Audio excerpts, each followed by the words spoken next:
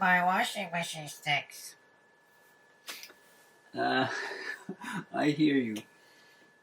That used to be us when we lived in the city and our washing machine was in our basement. And in the basement, well, even though it was finished, it was a finished basement as opposed to not finished, which makes it even more moist and damp. Even though it was finished, a basement, you usually put your washing machine, dryer, whatever, in this room and close the door and out of sight, out of mind. You don't. So there's no air movement, and water collects. Every time you wash, water collects in this between these rubber seals, and as it doesn't get moved around, doesn't get aired out, it gets moldy and mildewy. So fortunately here, ours is on the second floor and there's all this air movement. It's pretty nice and bright, and it gets drier. But before I get into that, let me welcome you to my humble off-grid homestead in the forest. Today's a beautiful sunny day. So far, we didn't have sun for almost the entire month of November.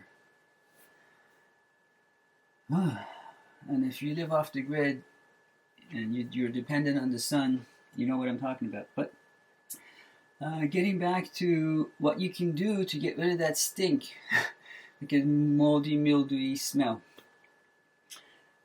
So what I do routinely after every wash, every single wash, if you have a rag in there or an old sock or something that you don't care about necessarily, I take it and I wipe this here, wipe the seals, wiping between all the folds. Really, that's where water collects and gets moldy, particularly. And then also use it to wipe your. See how clean this is? I don't know if you can see. It's always like that.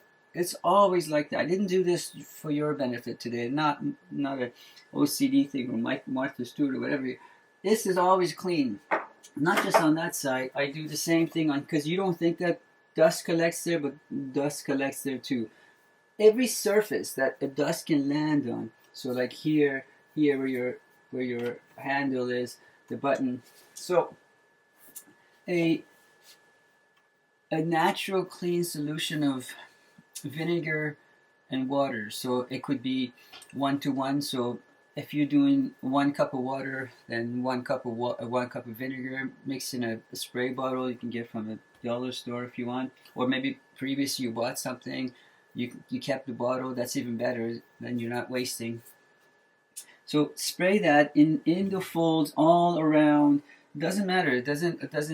It's every time it gets washed, it gets rinsed anyway. But if you want, you can wipe it if you like. But the folds particularly. Now, where we lived before here, it was really not kept up well. It was a rental place, and you could literally see mold and mildew everywhere.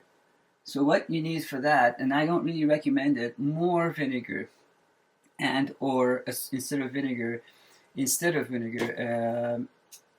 I really don't recommend this. But if it's that intense of a buildup of mold and mildew, you're going to need half, or at least 1/3 bleach, half 2/3 water. Then you spray the whole thing. You'll almost see it right in front of your eyes. It kills all that instantaneously.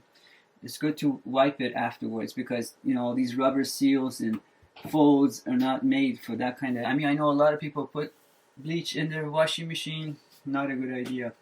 It's also because what you don't see, all the hoses and whatever, it deteriorates that. And if you live off the grid, that stuff goes into your septic. That's even worse. So that's one thing you can do to combat the odor from this area. But keep the door open if you can, to also air it out. But with this door closed, I'm not even talking shut. I'm talking, even if it's ajar, it's still not letting the air movement. So I always leave this open when I can. But the one thing I do monthly is this. Put my glasses on. You get a bucket about yay size, and old sponge that you don't need anymore. Here, look, I don't know if you can see. Here, there's this opening, and they've made this there. The manufacturers made this there for a reason, for a purpose, and the purpose is this. Ouch! Pinch my fingers. The purpose is this: that you can open this and not just empty out any, say, whatever debris that might have built up there through the suction when it's rinsing, but also empty the water. And I'll show you. This is right now empty, right? And fairly white. I mean, it's not super clean, but that's what I use it for. So then you pull this hose out. See how far it comes out, and there's a cap on it. You open the cap, but make sure you hold it up, because sometimes depending on how long it's been since you cleaned it, or how much water is in there. As soon as you take this cap out, water could gush out. I don't need my glasses right now. Pull it out. See, it's not coming out. Put it into your bucket and lay your bucket down. And within, I don't know, a minute or two, it'll start to fill it. Even though I do this once a month. So now that water trapped in there all that time starts to stink, because it's always there. It's not necessarily fresh. Actually, if you could see this water, I'm going to bring it over now that I mentioned it. This water is a sort of a rose, very light pink, rose quartz kind of color. And you would think that would be clear water. And it isn't. And I wonder if I can smell it. It doesn't smell bad, but maybe it's because I do it once a month anyway. See how much is still coming out. And I do this twice, because the bucket can't hold so much, so I have to tilt it over. So I do this twice. But right now, since I showed you it, hold it up while I go to empty it. Look at this. Are you able to see this? I hope I don't want to spill it. Oh man. Okay, let me just tilt it then. See that water?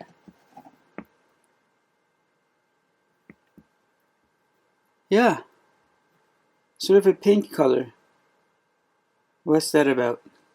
Yeah. Let me put you back to where you were. Keep looking at that while I go dump this down the toilet.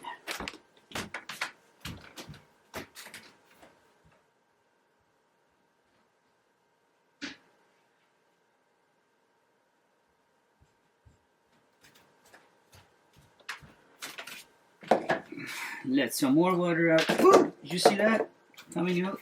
That's what that sponge is for. Now, if you live somewhere where you have hard water or whatever other issues, scaly, whatever, I do the same thing. Not the same thing. I clean the toilet tanks at the same time. So I get some soap.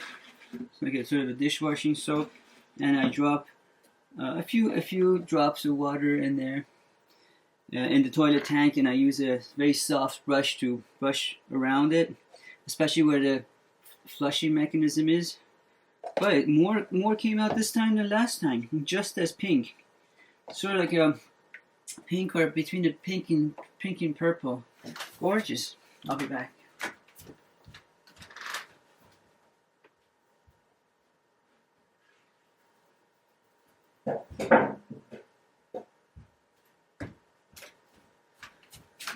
Mop up that water that I spilled before, because this is all wooden floor. You don't want wood and water don't necessarily mix. Yeah, so I clean our toilet tanks, and it's just a good practice. There's something else that I do monthly. I mean, if you have, I think this is finished. So do this once a month. I got rid of a full tub of, it says 1.2 kilograms, whatever that works out to in liters, of water that would have been stagnant, sitting there, stinking. Okay, I think I got it all. Put the cap back on all the way. You push it in.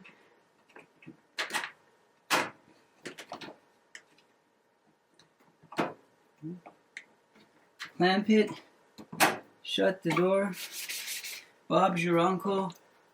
That stagnant water is gone, and if you've done the inside and outside of the machine too, honestly, it really shouldn't stink anymore. I hope that was helpful to you. Someone didn't, maybe there's a chicken in the house. Let me know what you think.